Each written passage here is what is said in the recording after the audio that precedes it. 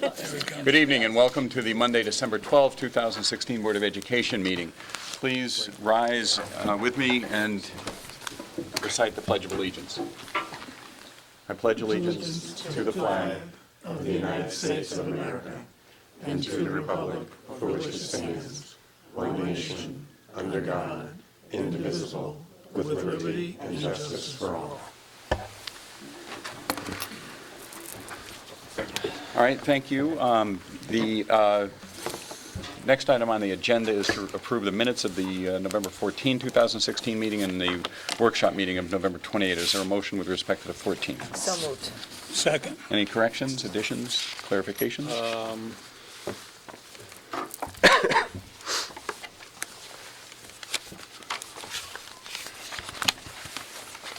No, I'm sorry, go ahead. Okay, all in favor of the motion? Aye. Opposed? And how about November 28th, the workshop meeting? Is there a motion to approve those minutes? So So moved. Second. Any corrections or changes? All in favor? Aye. Opposed? Okay. I'm going to actually, with the board's permission, move up 9.2 to this point in the agenda. There is there are a couple of people here I know for this agenda item and want to, and I don't think this is going to take all that long. So I'd like to try to move that up if I could. Dr. Freeman, this is for the board to approve a donation from West Marine and Blue Future to Guilford High School for the support of the Voyages and Vessels programs. Which is a particularly exciting class that combines the boat building that has been taking place in technology for years with nautical literature. And we've been offering it for 5 years. It is a particularly exciting opportunity. It's a good example of integration in our school, and we simply urge you to accept this generous contribution. Can I maybe just ask you to just go up to the podium and just explain a little bit about the program, either one of you, or both of you?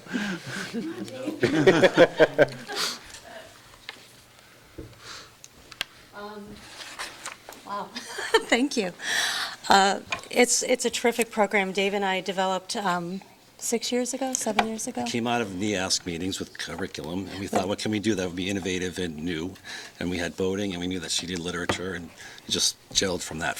So we've done a combination of technology and maritime literature, and we center it around the metaphor of the ship, the sailor, and the sea. And it's just been an incredibly successful class, and one of the things that we like the most about it, I think, is that they've also spread out into the community. They won the Action for Hunger food drive this year at the high school. Is that bitterness? No, there's no bitterness. Sorry. They were very competitive. They work collaboratively. It's been really wonderful. They're reading Moby Dick right now, and they're actually really reading and really being engaged. Their boats have gotten better and better each year. So this grant hopefully will allow us to let them do the finishing work on their boats in a way that's maybe a little bit more in depth. Right, because at the end of the course, they're always struggling with the end of the school year and trying to get enough money. If they can get this money from West Marine, they can really do a great job and have that boat forever, and it'll be really nice. How many kids? It's grown. It started with, I think, 15, and we have waiting lists now. I think we have 22 this year. Right, we started with that, yes, 22. Yeah, Yep. so as many as we can fit into the wood shop we take, and it's really wonderful. It's a wonderful class. We're loving it. Yeah. And West Marine really liked it just because it was so innovative. They give awards across the country from Hawaii, basically near bodies of water, but the Great Lakes area, Hawaii, California, and on the East Coast, and ours stood out because of the combination of the literature and the boat building. Terrific, sounds great. All right. Thanks. So is there a motion that we approve this donation from West Marine? So moved. Second. Any other comments, questions? All in favor? Aye. Opposed? Okay, Thank you very much. Thank you both for being here. Thank you very much. All right, let's go back to item 4 on the agenda, which is public forum for topics on the board agenda. Is there anybody here who wants to address us on an agenda item? All right. I do want to recognize, by the way, Suzanne Carlson is back in our presence. We are very pleased to have you joining us again. I hope things are going well. Item 5 on the agenda, Mrs. Sullivan, a review and approval of the expenditures for the month of November. Yes. Expenditures for the month of November were $5,140,007. $5.14 million roughly. Expenditures and encumbrances through the end of November were nearly identical as they were last year, about 36% of the budget. We talked about all the lines extensively in our operations meeting. The warrant that we're submitting is about $2.6 million. I don't know if there's any more questions. That's a motion. Any questions? We did go through this in some detail in the Operations Committee meeting. So is that a motion to approve the expenditures? Okay. And second? Second. All right. Any other questions or comments? All in favor? Aye. Opposed? Okay. Accused. Okay. Dr. Myers recuses. All right. Communications, anybody got any communications they want to? Yeah, I do. Okay. I have a letter from Holly Claiborne and John Mayo of 199 Village Road, Pond Road in Guilford. And this is in support of organizing a swim team. Dear Mr. Sands, we recently had the privilege of attending the end-of-season banquet for the Branford High School girls swimming and diving team. We listened to the outgoing group of senior swimmers discuss their four-year career in the pool, the friendships that were made, memories of team bonding, team dinners, fun bus rides to and from the various meets. Coach Scott Butler reminisced about individual and team accomplishments, eloquently thanked each girl for their dedication to the team and the sport. Our freshman daughter, Alexandra Mayo, was honored at this banquet for breaking 2 records in swimming. She was recognized as an all-state swimmer by finishing in the top 3 in the state in both of her events, the 100 and the 200-meter freestyle. Mr. Butler thanked all of the Branford swimmers for cheering on Alex as the squad's lone representative to swim at the State Open Championship at Yale University.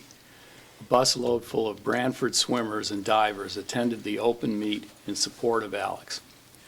Mr. Butler even changed his wardrobe for the meet, choosing to wear a green coach shirt instead of his usual red. He did so because our daughter does not attend Branford High School. Alex is a freshman at Guilford High School, forced to swim at what's known as a one-man team because Guilford High School does not offer girls swimming as a varsity sport. We want to thank Mr. Butler and all the girls from Branford for graciously accepting Alex as one of their own, going above and beyond in their support of a girl from a neighboring town. However, it is now time for Guilford High School to have its own team to allow other swimmers the same opportunity that our daughter was fortunate enough to experience this year. The one-man team option was available to us, but it has limitations. Only 3 members of a school may join a neighboring town under this format. The restrictions don't end there. Alex was only allowed to swim in exhibition heats at Branford meets. She never had the opportunity to score points or to compete with a team of relay swimmers, which, as most swimmers will tell you, is one of the best parts of any swim meet. She only represented Guilford at the conference championship and, as mentioned earlier, her swims at the Class M and Open State Championship meets. We have a wonderful new high school that we're all proud of. Our community rallies its support for our youth at every level, from club sports to varsity teams. Superintendent Paul Freeman and Principal Rick Macenti have been receptive to initial efforts to launch a full-fledged varsity swim program, and we now ask for your support as a member of the Board of Education. There are certainly hurdles that need to continue to be discussed in regard to starting a program, including pool time, transportation, coaching, and scheduling. We have the swimmers with a whole host of younger and talented girls and boys that will make Guilford proud in years to come. We're not only asking for your support, but your financial backing as well. We realize that adding the sport of swimming to the budget does have a monetary impact. But parents of Guilford swimmers are ready and willing to contribute to make it happen. But we need the support at the town level. we are asking that the Board of Education recommend approval of a swim team for Guilford High School for both boys and girls. Warm regards, John Mayo and Holly Claiborne. Okay. And I would just Go ahead. put an editorial comment in that as someone who was captain of the swim team when I was in high school, I think this is something that we really should think about. Okay. Well, it was something that was brought to our attention at the public hearings that the Operations Oh, Committee yes. ran, and so I'm sure it's going to be an agenda item. It'll be a topic of discussion along with more than a few other things as part of a larger package. Any other communications? I received communication with regard to something that's actually on the agenda this evening, the school calendar. And there was some concern over the number of half-days given for staff PLC, PD, the suggestion. Make a suggestion, maybe Yeah. just, let's bring Hold that up it when till we're then? talking about Sure. that as an agenda item rather than split it up? Yep. Okay. Anybody else? Okay. Student representatives, what's going on? Okay, so unfortunately Danielle Ott could not be here, but she assured us that the students at Lakes and Lee are already into their December activities and they're having a good time. From Baldwin Middle School, the students are participating in something called the Hour of Code, which is where students will take one of their classes and they'll learn about how to code and just coding as a subject.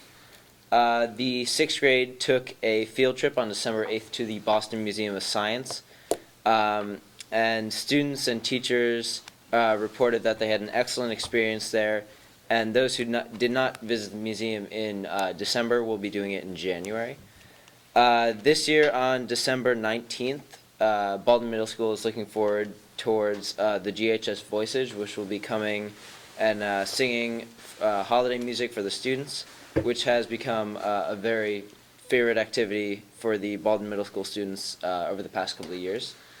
As well as on December 23rd, the Student Council will be hosting the annual Cocoa Cafe, which is a fun time for all the students there, and I'm sure they'll have a great time doing that. From Adams Middle School, the 7th grade took a field trip actually today to see multiple short stories and transformed into sort of plays. And the 7th and 8th grade chorus and orchestra concerts will be taking place this week on Wednesday and Thursday, as well as the peer helpers did a wrap-up toy drive with all the toys going to Toys for Tots on Friday. And the holiday food drive sent over 30 boxes of canned goods and groceries to the Guilford Food Bank. And then at Cox, in the spirit of Thanksgiving recently, they started a wall in their school called the Gratitude Wall, where people put up things that they're thankful for. And so the administration really feels that it's a great way to show how people are thankful for what they have in life and for everyone to appreciate things more, especially about their school. And then also at the kindergarten level, they just finished up a math unit on learning about patterns, and so from this they kind of took it into a more artistic side and made a quilt using patterns, and so I think it was a really good way to have kids learn like in the real world, which I think is really interesting. And then also in first grade they recently worked on a unit called Bossing Around the Reader, where they learned the importance of punctuation and editing so that the reader knew where the story was going, and so I thought that was just an interesting idea, especially the name. Of how to get the reader to go where they want them to go. Okay, and so at GHS, winter sports the past couple weeks have been starting, and they're off to a great start. The tree lighting concert, which was a huge success, the 4 concerts on Friday and Saturday were a lot of fun. And just recently, a lot of seniors have been getting acceptance letters to colleges, especially some of us on the Board of Education. Greg, do you want to speak on that? Yes, I've heard back from Tulane, University of Oregon, and the University of Pittsburgh so far, and all is positive. So, Congratulations. Thank you. Congrats. Quality choices. That's terrific. Also, as well as the clothing committee, we're looking to start going to the policy review committee. We think we have a pretty strong plan right now, and with just a couple more tweaks, we think we might have a good idea for the clothing committee. And then another committee that is in progress right now is the homework committee, which is trying to figure out how much homework students should be assigned and if there should be a quota placed in the school. And so today, actually, in my English class, I took a survey about homework. And so basically just asked, how much homework are you assigned each night? How do you feel about this? Do you feel too pressured with this? And so it kind of just got the general pulse of the students. And then also, I'm sure all of you know this, but it is official that GHS is an IB school. And so it really puts us on the world stage and is really amazing for our community and our high school moving into the future. And then also, the new turf field is done. And so I believe that is the last construction in the new school, is it? That's Yeah, correct. so then the new school is done, which is pretty fantastic. And then also, recently, Unified Sports was awarded as being a champion banner school, and which is an incredible honor. And we were selected for our inclusiveness in our community, the hard work of our members and leaders, and also the change our program has made at GHS and in our community. And so I think it just really speaks volumes of the work of Unified and also of our community and how accepting they are. And Greg, am I correct? This is a national recognition we've just received. Yes, Wow, that's terrific. Terrific. and I believe that is it. Excellent. Okay, questions, comments? I have to say, after attending the concert on the Green, the Voices and Orchestra concert, it was fabulous. So kudos to the music department here and all the students that participated. You're here. Absolutely. Yeah, go ahead. Just one question for you guys, because I know Bill's going to excuse you to go study and stuff. I was at the Learn meeting, and one of the superintendents was talking about how they were really integrating computer coding into their curriculum, and you mentioned the hour of code. Do you guys have any sense of like how many kids are getting exposed to computer coding, in school, or is that an opportunity that a lot of kids have or take advantage of here? I mean, I know there's computer science, but is that? Yeah. Well, so I know there's a AP computer science class that a lot of people participate in. And then last year, I remember we did the hour of code in my math class in March. And I believe that most math classes did it for at least 1 hour in that class. And so it was kind of exposing people to it and showing how it is an interesting and viable career option, especially moving into the future where it will become increasingly more important. So I do think it's offered pretty well to most people. Yeah. But just the 1 hour. Well, actually, so I'm actually taking a class right now called video game design, and with that class comes a lot of learning how to code in C#. And so there's that as well as the computer science, which goes into a lot. Coding, I'm not sure if they hit JavaScript, but they definitely do C#. So I think for the people that are looking to dive into more expansive coding, there are definitely options for them in terms of classes and electives. At the high school. Yeah. And then I also know that with the Hour to Code, it's just a website, and it has many different options of things you can do. So if people were really interested and wanted to do more, you could go back to the website and go through the different programs. Because I know last year had a bunch of games you could try and program, and so you could try to go through each game and work through it. So yeah, there is a decent amount of opportunity for kids who want to code. It's interesting. I just had a conversation with a neighbor of mine last week whose business involves needing computer coding and programming, and he's been trying to hire somebody, and they're in such demand that you can essentially just move around until you find what you want to make, where you want to work, and they're having trouble finding qualified people for these jobs. So it's We're just, I guess the reason I bring it up, I'm seeing some other districts that are really starting to delve into it a bit more, especially earlier, middle grades, where they don't just have an hour, they have a course on it. And it seems to increase the exposure and interest. It's good to hear that there's some options, particularly at the high school level, but personally, I wonder if we shouldn't be putting a little bit more emphasis on that at the lower grades. Okay. Any other questions or comments? right? Dr. Moore is right. You should go and do some homework. And check your mailbox, see if anybody. Not too much. Just a little bit. Thank you very much, guys. Don't stress yourselves out.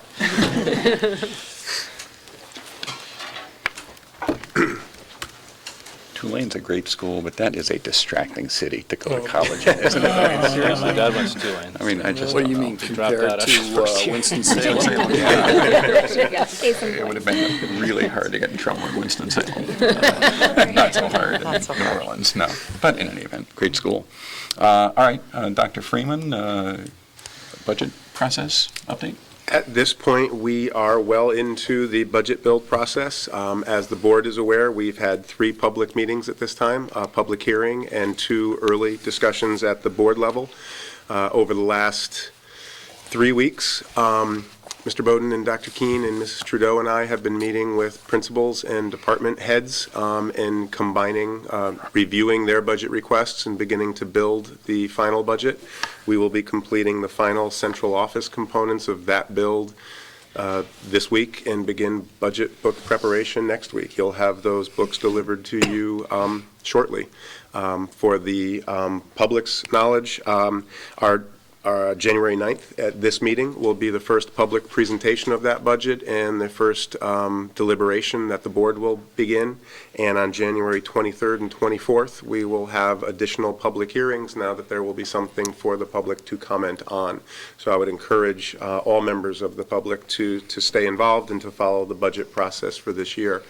I'd also like to note that this year, and earlier than in past years, we are building out a budget page on our website. So currently, if you visit the Guilford Public Schools website, you will see our budget calendar and all activities that will involve the budget process as we continue to move forward. You will find minutes for all of the budget-related conversations that have happened without needing to sort through all of this board's minutes, but just the budget-related minutes will be culled out. There are a few video resources. There are the last 5 years of approved budgets in detail so that you can go back and look at those budgets in detail. And as this board continues to develop more material related to this year's budget process, we will continue to populate that website with those materials. I would strongly encourage people to visit the website and look at the video resources that are available. I do think that they shed some helpful light on our budget process. And the only other comment is that earlier tonight, this board began working on the capital component of the budget, talking about what kind of facility investments we might be considering for this year moving forward. And we expect to have more information on that at the January 9th meeting as well. And Greg stole the second half of my report where I wanted to inform the community that we have a, go ahead. Well, I was just going to say, did anybody have any questions or comments about the budget process and I'm thoughts? just very happy to hear that everything is going to be centralized and easy to find on the website. I think that was a terrific idea. I appreciated the feedback and the comments from members of this body so that we try to have it all centralized. I have met with a couple of our PTOs as well. Most recently, last week, I met with the LEAP PTO to discuss a number of items, but took the time to talk about the budget process there as well. I think we should mention that we met with the leadership, well, with the administrators, several of the administrators at our workshop meeting to continue the discussion about what they view as priorities and I thought that was a productive meeting as well in terms of what works. And the minutes for those meetings are on that page, so anybody who's interested in that conversation can go back and take a look. Okay. And now we begin the big work of moving that budget forward. Okay, so your other agenda item was? My other item was simply to formally apprise the board that we did receive our final approval, and we have been recognized as an IB International School. We have the green light, and we will prepare to offer our first classes this coming September. We're very excited. Mr. Macenti in particular is very excited. You think? Yeah.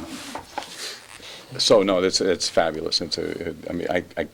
I don't think any of us were shocked or surprised to get the approval, but it's still nice to happen. It was a ton of work. It was a lot of work. It was a lot of work. It was well organized. We presented ourselves very well, and other school districts in the state are already expressing an interest in what we've done and expressing an interest in following our lead into the IB world. We will be the third or fourth high school in the state, and other districts are looking to us to follow our experience. I think it's fourth. I think I looked at this because, for some other reason, but I think Fitch and Groton, Correct. Harding and Bridgeport, and there's a magnet school in Hartford. And the East Hartford IB Academy, correct? Yeah, Yep. and then Cheshire Academy is a private school, offers it. And there's one middle level program. Yeah. Yep. But no, it's terrific, and I know that it's funny thinking back now.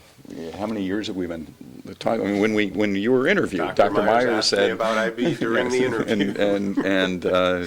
and so no, but I think what I think is really interesting about it is that it kind of developed from two different directions, Yes. right? The faculty here was Independently pursuing this Yeah. despite the board's interest in it, and I think it was a really healthy relationship because of that. Yeah, no, so it's terrific. I do want to just emphasize, some people don't understand the relationship between IB and AP, and this is not intended to replace AP.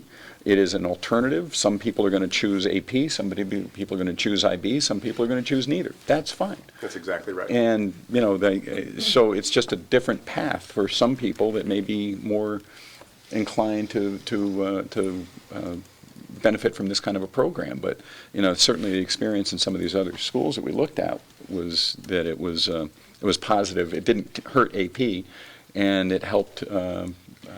We're excited that it's going to open the opportunity for more students to challenge really rigorous content rather than everybody needing to feel that AP is the only opportunity they have to challenge a really rigorous curriculum. And so we're excited that it will open up opportunities for more students. Well, considering how slow education changes, this was relatively fast. 5 years from when we started to talk about it until we got approved and implemented. And it's been a big journey with a lot of people spending a lot of time, and it's finally come to fruition, so it's great.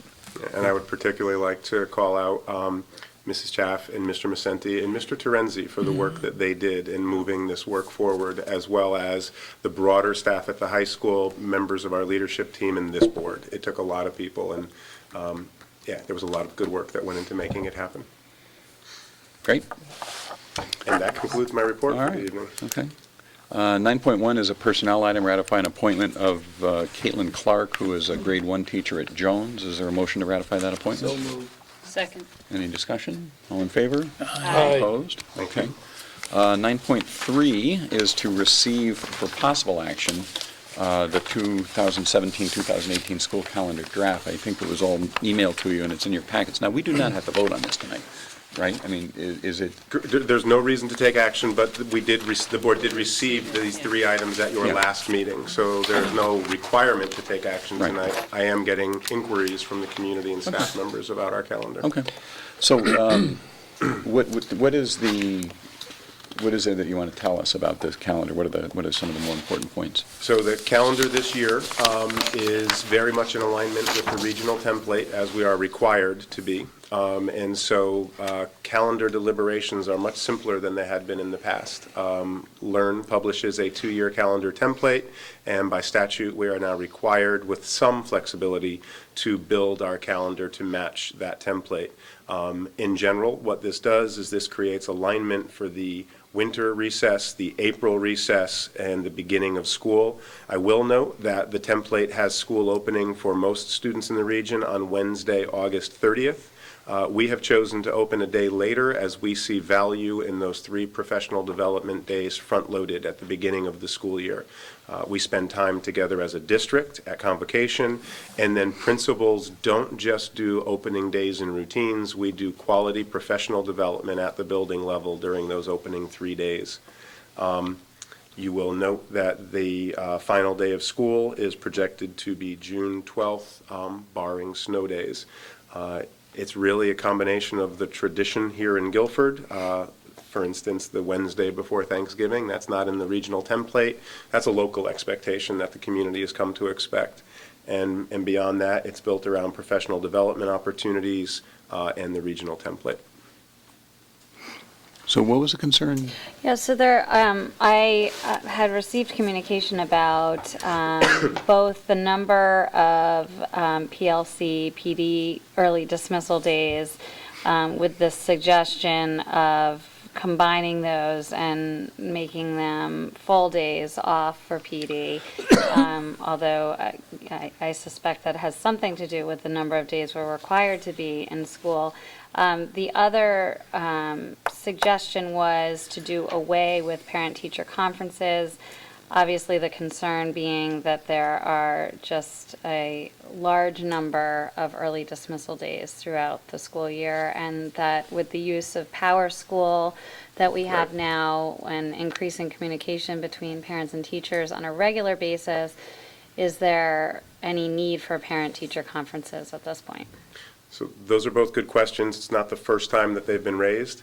The early dismissal days that fall on Wednesdays, and you see them in front of you marked in yellow on Wednesdays, those allow us both to have a school day for students, and the students are dismissed from school. It's not really a half day, it's an early dismissal. They're dismissed an hour, 2 hours early from school. That allows us to have a longer professional opportunity at the end of that school day.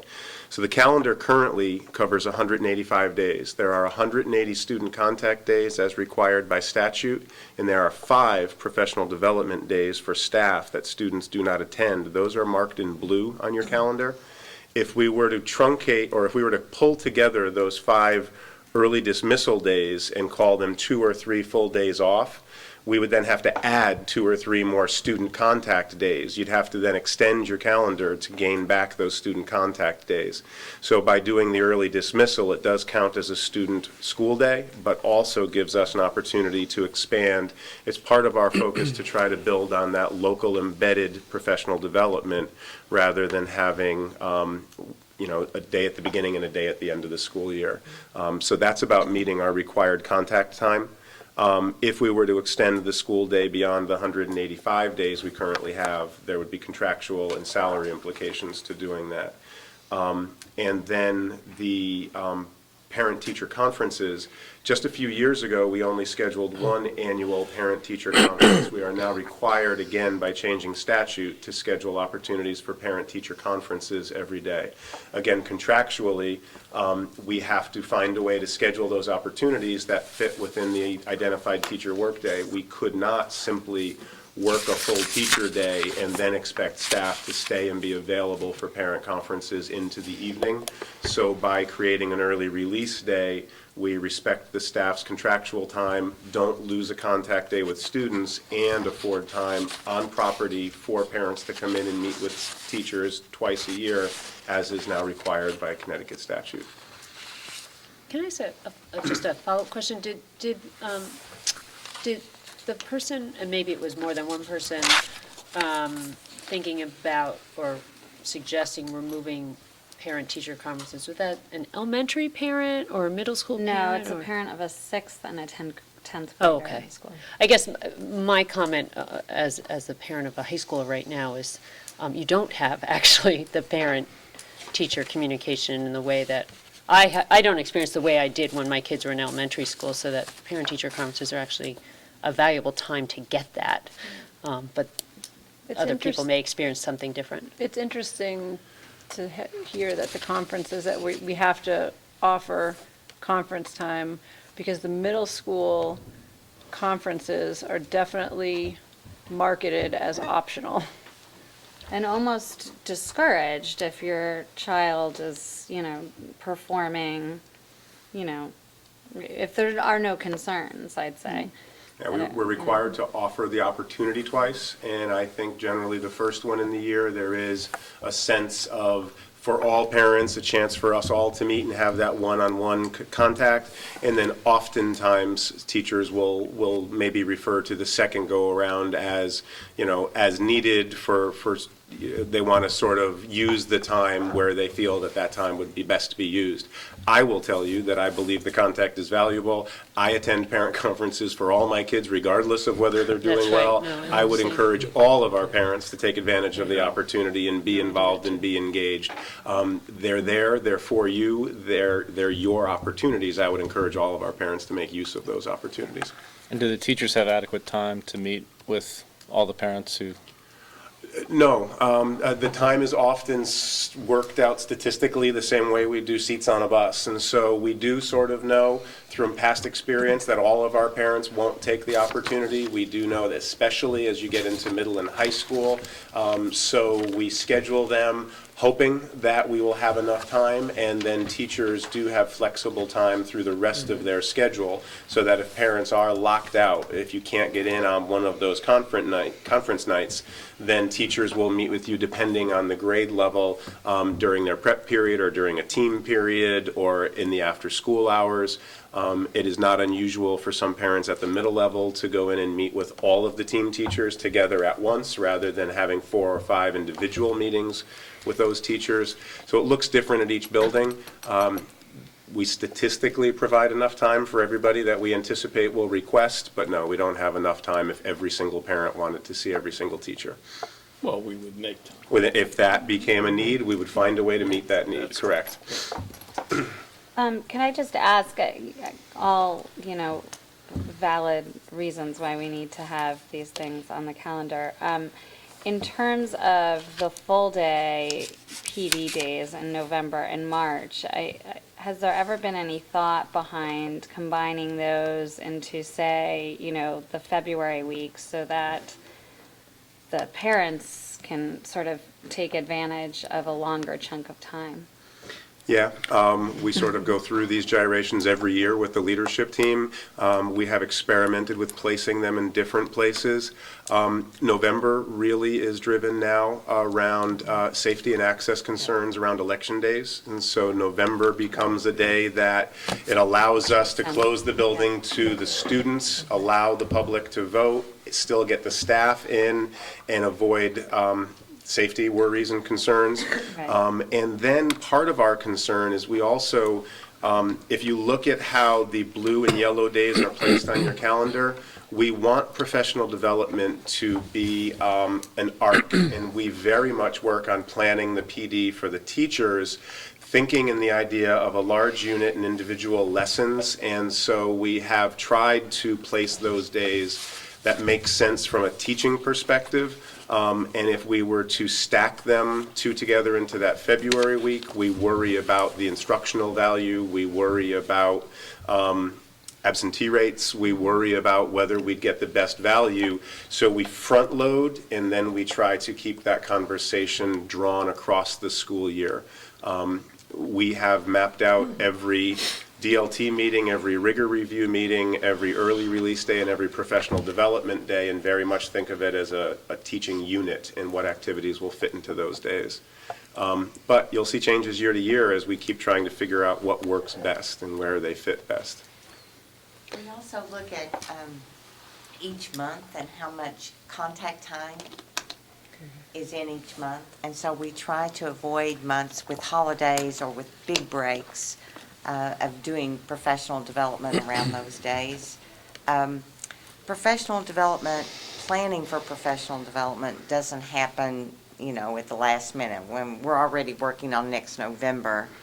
And it's really hard to plan in February or in January because we're concerned about weather related issues. And that also kind of brings out, we have some days that we're taking off, but we know if we put in a lot of other days, there could be a lot of time without instruction if we have, a lot of snow days.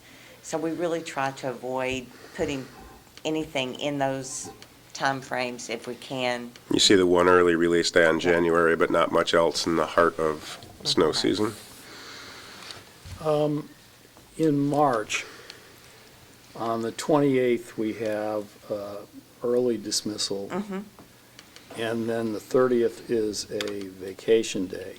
It's Good Friday. Yeah, why wouldn't we move the 28th to the 29th? Wednesdays are the contractual teacher meeting day. On Wednesday, the teacher's workday is longer than it is on the other 4 days of the week. Those are the days that we hold faculty meetings, and so on the early release day, we put those all on Wednesdays to maximize that time.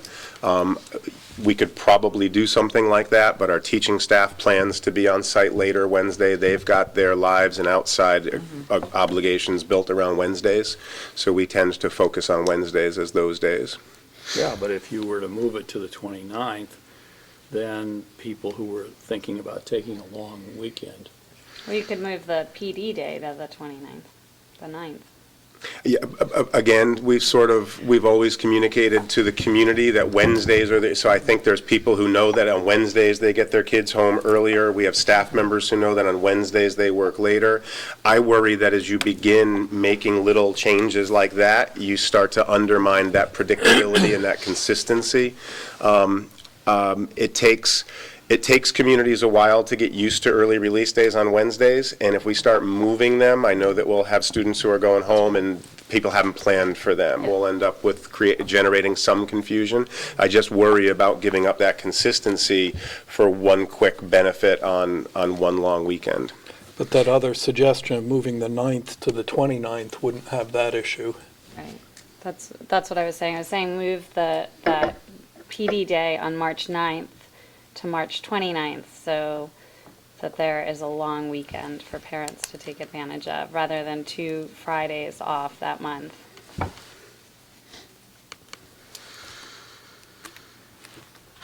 Just a thought.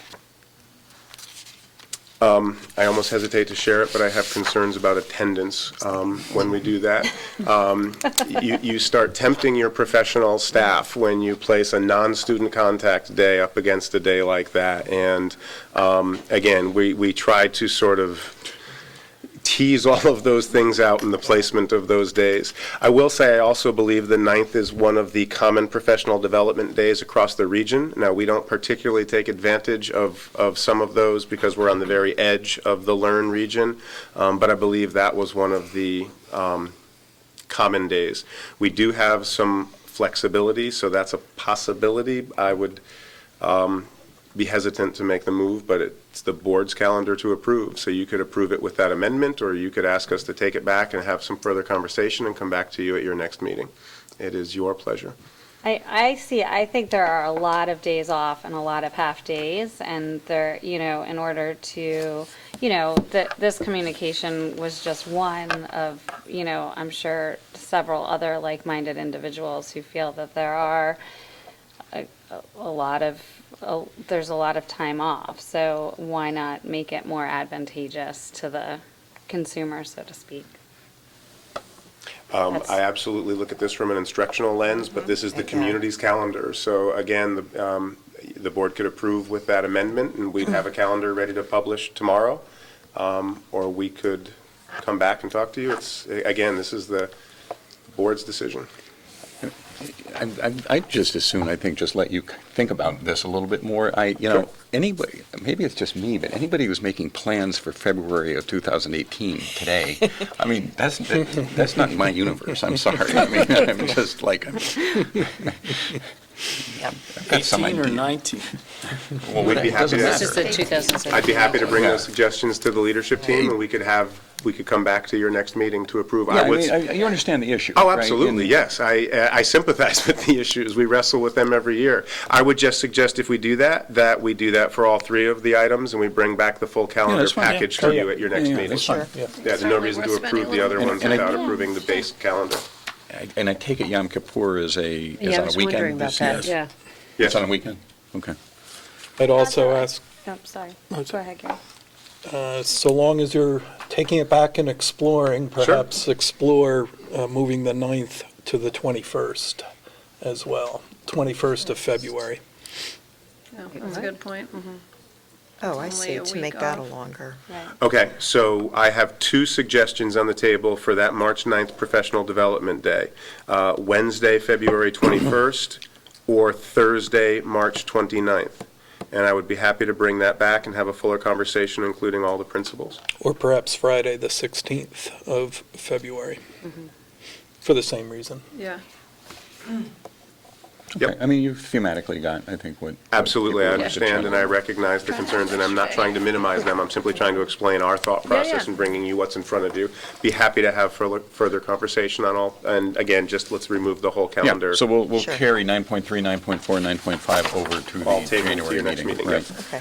Could I just ask also if we have any idea of what our friends over in East Guilford are, what their start date is looking like for next year?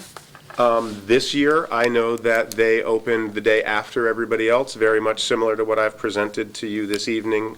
I don't know if they plan on modeling that again next year or not. They opened after Labor Day. This year. That's correct, you're Yeah. right. Yeah, they did. They opened very late. We flopped just with them last year, curious we about did, that, this year yeah. they did. Yeah, I don't know, I can make a phone call before your next meeting. I don't know if they have the calendar even in front of their board yet, or they may have already approved. I can find out what their plans are as well.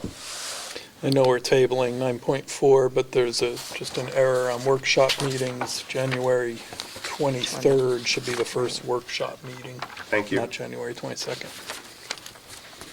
I'll have that corrected for your next meeting as well.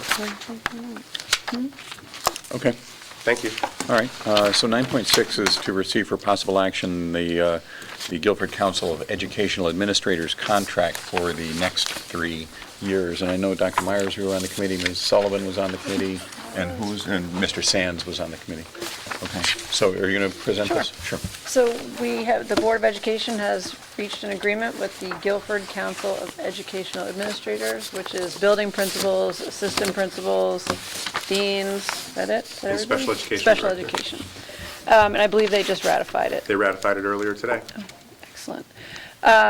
We met with them only a few times. One time? I feel like it was more than that. Anyways, it was a very smooth process. We agreed to a general wage increase of 2.25% each year for 3 years. We changed a bit of language, adding to their contract bereavement benefits where they previously did not have any, and that lines up with the teachers. We agreed to an annuity contribution of 1.5% in the first year, 1.75 in the second year, and 2 in the third year.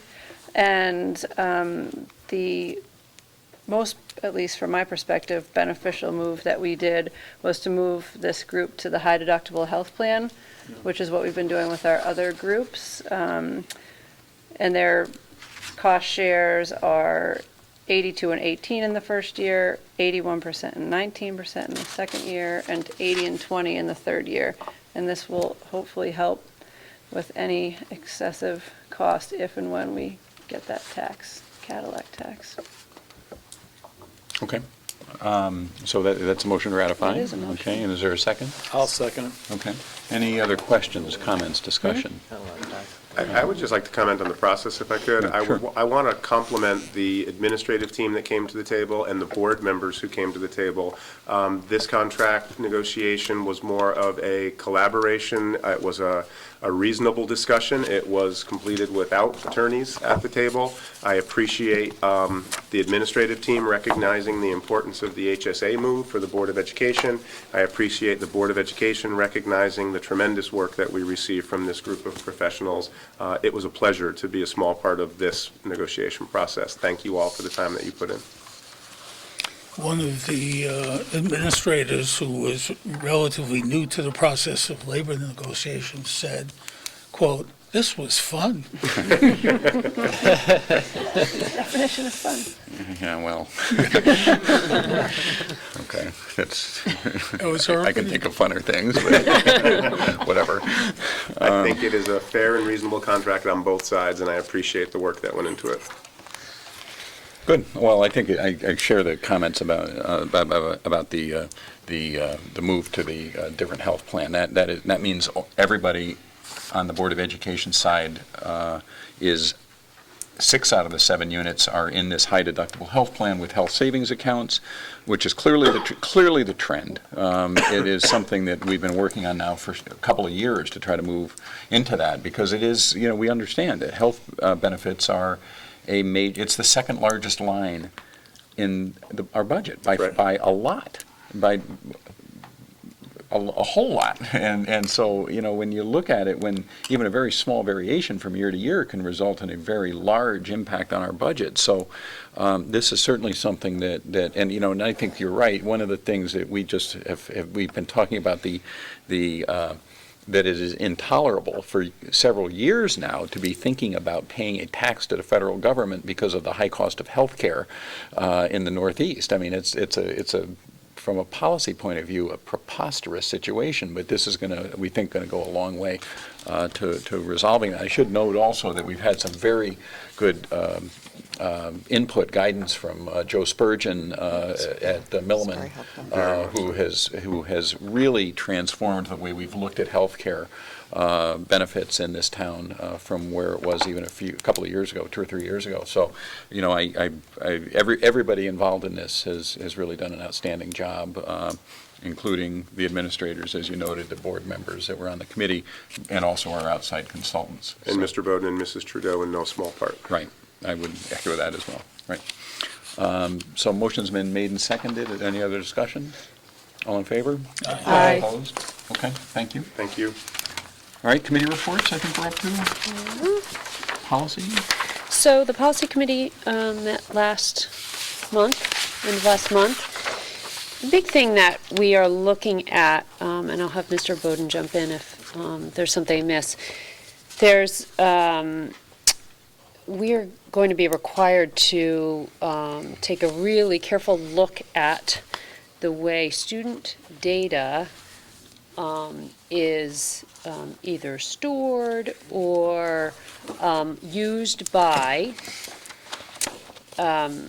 companies, software programs, all kinds of online school resources that our classroom teachers use, that our schools use, to make sure that all student information and student data are kept confidential, are kept secure, are kept safe, et cetera. And it's, we spent probably the whole meeting talking about it and being a little overwhelmed by what it's really gonna mean. This is an enormous new requirement for all school districts. We are now required to make sure that any software that we bring into the district, if we purchase it or if it is downloaded free, it needs to meet certain expectations of privacy. The companies need to sign an agreement with us that they meet those expectations of privacy. Each individual It will school. change the way that we will access and own and inventory and monitor software moving forward. It's an enormous burden. The state is working to do some clearinghouse work for some of the larger, really ubiquitous programs, and Mr. Mitchell and Mr. Bowden are working very hard to catch up with what it means locally for all of the other. I have heard colleagues who will say, then we just won't access anything online. We'll go back to using books and pens and paper because we don't know how we're going to keep up with that, or we don't know how many positions it's going to require to be added to the business office to monitor. And we do not want to lose the initiative to engage with electronic media, with digital research. So we're working on this. There's going to be implementation pieces we need to deal with. There's going to need to be purchasing and inventory pieces we need to work with, and there will be policy implications for the board to address as well. And a lot of everybody's working on this right now. It came out of the Judiciary Committee, not the Ed Committee, and so it came as a bit of a surprise for all of us when the new statute was passed. The state or federal? State.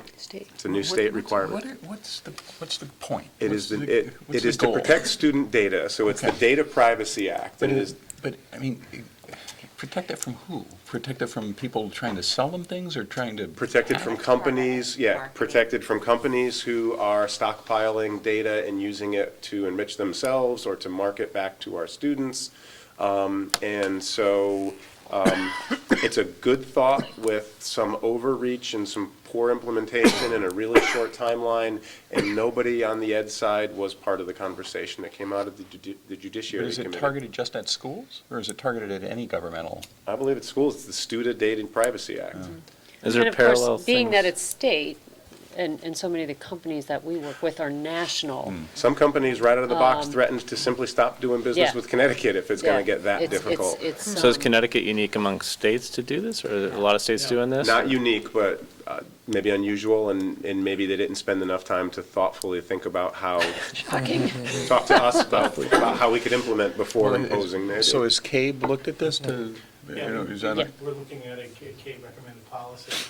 well, And CABE and CAPS both have legislative responses That's that they're what I was preparing for Yeah. this long session. Yes, we've both spoken up. Mr. Blas, there's also a component of it too related to data breaches. So for individual companies, in terms of their compliance with the current Okay. legislation, one of the pieces is the notification to school districts of any breaches they may have, which many contracts as they coexist don't have that component in that. So that's part of it as Okay. well. It's not all bad. It's just an example of passing the mandate before planning for implementation, and I just wish sometimes we could plan first and then pass. I mean, you almost need like I mean, the way to do it would be to have like a federal certificate or something, right? I mean, where, Yeah. you know, they go through some sort of a, because they're all over the country. right? Correct. I mean, you know, so to do it The state thought- by state. yeah, the thought of doing this on a 50-state Right. basis is really. Yeah, I mean, I understand the concept of having basic protections and privacies and, you know, it's Absolutely. like school certified, you know, something like Yep. that, you know, that says that you're not going to take the student data and market to them or share it or that sort of thing. But yeah, to do it state by state and, you know, And there are pieces of it, one of the pieces is that, and one of the things the policy committee is working on is what this would look like, and making sure we interpret correctly, but parents need to know each online program that their kid is or might interact with, so that we're talking about keeping track of what's happening, not only in each classroom, but making sure that each kid in each of those classrooms has a parent who understands exactly what, it's just, there are lots of pieces to this. How many of you know what's exactly on your iPad Well, I was going to say, right now? that would apply to the school computer, but it wouldn't apply to the person's own personal. Well, if they're using the school's email address, it would. Okay, but if they're Right. using the private email address, it obviously No. doesn't. No, right? that's right. But I mean, you know, how do we inform them every time a teacher tries something new? What's the new, you know, how do we re-inform? How do we, we just have to work out a lot of detail, a lot. It's a lot of detail. Well, the good thing is that with Jason and the policy committee, we're trying to be ahead of the curve rather than sit back and wait for more edicts to come down, and we're trying to deal with it proactively as it evolves, which is a good thing. The bad thing is that we have to deal with it. Hopefully. Yeah. Okay. All right. Anything else, policy No, committee? no, Or I is think that- is that's that pretty- keeping us- is keeping that us busy. keeping Go ahead us and ask. Yeah. Operations committee? I think we've covered it. Okay. Curriculum, instruction, and assessment committee? We met. Haven't met since the last time. I think the main thing that would fall into that might be homework, which Yeah. Gary and I have kind of been tag teaming. Gary went last time, I'm going this week. I think the big updates is we completed the parent survey. You heard the student survey is out. And are analyzing results. We had about 1,100 parent responses, which I thought was pretty good, that's not actually. bad. Yeah. That's very good. And then I think it's good that we're going to, at least, like, the students notice that at least we're listening and can hopefully look at this data. You know, I think we'll talk about it Wednesday. And actually, at Learn, it was the roundtable topic with the other boards. I brought it up just to. Homework in general? Yeah, just to see what other boards were doing as far as policies and things like that. I am a little, I'm not sure we're going to be completely ready in January, but I could be wrong. I don't know. Do you think we will? I got to think- tell you, it has yeah. been an engaging conversation, Yeah. and if we need to extend our timeline, I think that's a smart thing to do. It has been catching interest. It's been a good conversation.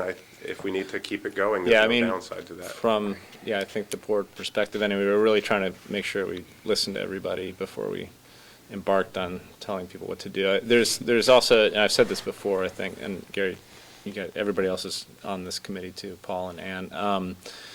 But there's policy and there's culture. And, the policy, I would favor more consistency, but not necessarily being very prescriptive about exactly what to do. But then a lot of the boards are using, I guess, regulations, to be a bit, to really define what they're doing at the school level a bit more. But Heard a story about Spain where there's a parent group trying to lead a national boycott against homework. Heard the story this weekend. It's not They just need a their Guilford siestas. conversation. Not just a Guilford conversation. Regardless, the committee will be ready to report at the CIE meeting in January. And that is the number one topic. And that was the plan Yeah. since September. They had that, yeah, from the very beginning. So yeah, no, even I if we're mean, not finished, It's we'll be- worthwhile to discuss Yeah, we know regardless. where we are. Oh, absolutely. Okay. The building committee, so I understand there are no more. Yeah, so this is an interesting report. The building committee had their last regularly scheduled meeting a couple weeks ago. So they have not dissolved, but they will not meet regularly unless there is work to be completed. So they will have to come back to finalize the state paperwork on the closeout. They will still be there if they need to come together to respond to change orders, but they will have no more regularly scheduled meetings, and I would suggest that the item be removed from a standing item on the agenda. I will keep the board apprised as needed.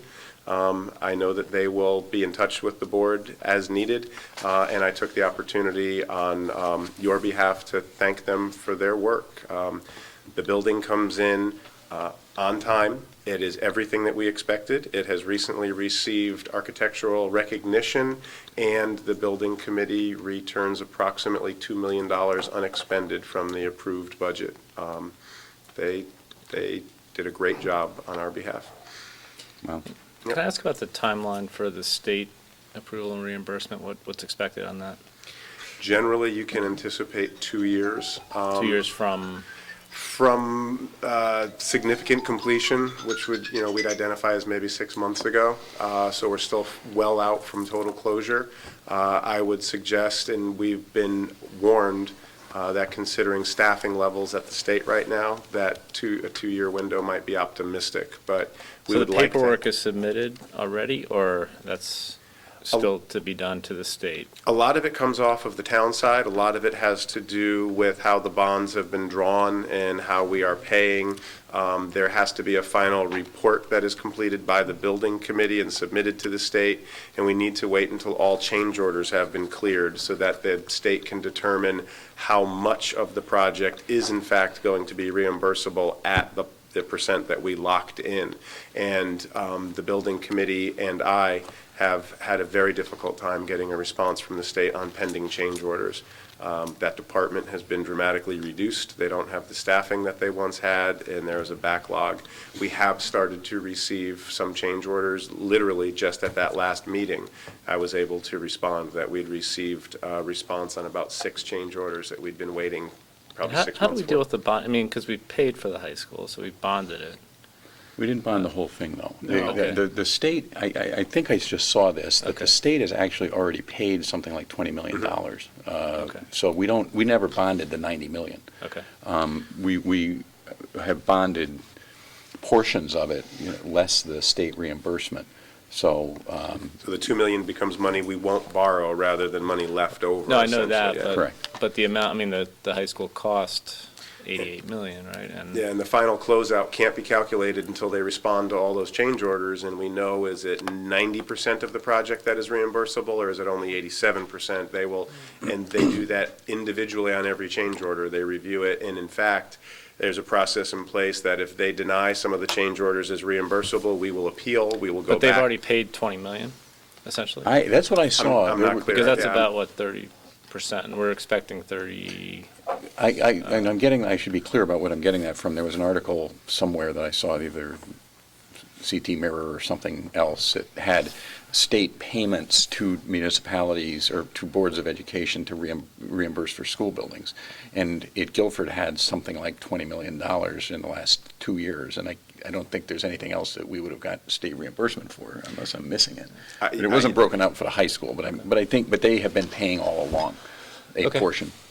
I would have to work with Linda in the town office to have a detailed report on that for you. That's just not part of the project that I was happy to have the building committee lead that portion. But is of there, it. Ms. Trudeau, is there anything about that is wrong, that, or maybe, I mean, this all goes through the town, by the way. We should Yes. make clear that this has nothing to do with the Board of No, this Education. is all a town So it's responsibility. not your office that handles this, but is that generally right, that the state, as you understand it, is the state paying along a portion? Usually the town has to request the payments from the state. So depending on what has been requested by the town, the state will process payments. I don't know what has been requested. I've just made a note to check into that tomorrow to see what has been requested. Okay, certainly, I think, Received. I think it would probably be a good idea to make any request to the state for money sooner rather than. Sooner rather than later. Just saying. General good policy. Make sure the check doesn't bounce. Yeah. Okay, well, that's great. Is that official, that it's $2 million under the appropriated amount, or the approved amount? Is that? The building committee has confirmed that to us. We don't have an exact dollar amount, but yeah, that figure has been reported in the press recently. Was shared at their last meeting. Okay. Yep. Well, Terrific. all right, 10.5, town committee liaisons? Anything going on town committee-wise? Land Acquisition Committee met last week, Okay, looking into various things, okay. none of which I can talk about. None of which have anything to do with the school, so I would guess, so, okay. Dr. Moore, anything else about Learn, or? Yeah, no, I went this last week. It was a neat meeting that Thomas Giard, I'm pronouncing that right, from Waterford. Yep. Came and gave a presentation. And it's always interesting to me just to hear the initiatives that other districts are doing. I mentioned the one that that they're really doing a lot with coding, and the thing that I thought that was interesting about that, and I don't know if you could comment on this, but I asked where they were getting the expertise for people to teach this. And they basically said they had, some of the specials classes, and they had paras that came in and actually taught the coding. So And they were able to get paras at the, regular para rate and find people who were interested and knowledgeable and willing to do it. Was that Tom Giard in Waterford, or was that some other conversation? Mhm. That No, was in same. Waterford where they're Yeah. doing that? And I just thought that was interesting. And were those at middle level? I heard you mention Yeah. middle level earlier, okay. Yeah, and even elementary, I believe in specials, they were doing some of it. The other thing, I don't know, have we ever looked at Gaggle? I don't know, it's an interesting, and maybe too big brother-ish, but they're using this, Gmail app, where, everybody in the school is using email. And they have this thing called Gaggle that screens the emails that are of the school for like trigger words and things like suicide and threats. And they've had, I guess, about a dozen things since September. One which was like a really serious issue that they were able to look into, and I don't know. We talked about this with Mr. Mitchell at a cabinet meeting just a few weeks ago. The topic came up. My memory is failing me, but I believe that there is either something in the courts or something in the press recently about just this, and that's the tension. Right? Is it a good safety measure? Is it overreach on the part of the school system? If the school has the ability to do it, does the school then have an obligation? And what are those obligations? Yeah. It's a really interesting and knotty conversation right now. Yeah, I mean, it's they seem to actually be happy about it. I don't know. I mean, they felt like it was providing some safety that they, wouldn't have been able to do otherwise. I mean, but I don't know. Yeah, it's interesting. I don't know how many schools are actually using that, but it's interesting technology. I know Tom well. I'd be happy to give Tom a call and talk to him about both of those items. Yeah, I was just looking at the notes. As far as the coding, every student in K-5 does coding, and they have about 200 middle school students per year that do 60 days of coding with the paras, which I don't know, just a neat model, I thought. I'd be curious to give them a call and talk to them about what they're doing. Okay. Item 11, public questions. Anybody have questions? All right. Then, hearing no further business, is there a motion to adjourn? So moved. Second? All in favor? Aye. Opposed? Okay, thank you very much.